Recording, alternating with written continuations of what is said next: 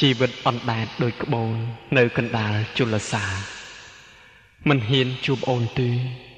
អូនរៀបការចុះកុំស្រណោះបងធ្វើអ្វីរូបបងអាក្រក់ណាស់សម្បត្តិក៏គ្មានទៅបងនឹកស្រណោះស្ដាយរូបអូនគ្រប់ពេលឥឡូវបងគ្មានអ្វីចងដៃអូនទេមានតែចម្រៀងមួយបទនេះជាចំណងដៃបើអូនស្ដាប់ហើយអូននឹកដល់បងផងសូមផ្ញើចម្រៀងកំណររងការចងដៃសង្សាររៀបការគូថ្មី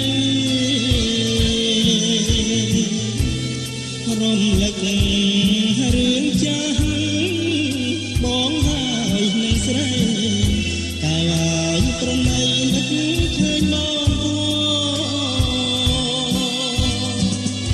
រូបបងអាក្រក់សម្បត្តិក៏គ្មានព្រះលោកប្រទានឲ្យស្គាល់នួនល្អមិត្តភាពក្រឡាស់ផ្លាស់ជាចំណង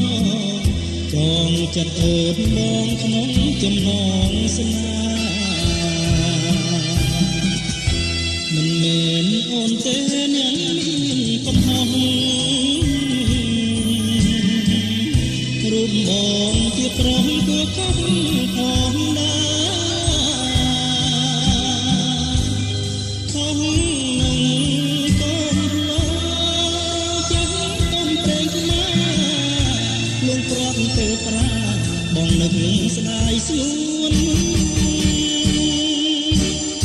មករៀបការនៅឡើយតែប្រុសអោបយកក្តីស្មោះរស់នៅលើក្បូនអណ្ដែតត្រសាទនឹកតែនឹកខ្លួនរឿងរៀបការអូនឲ្យបងសោក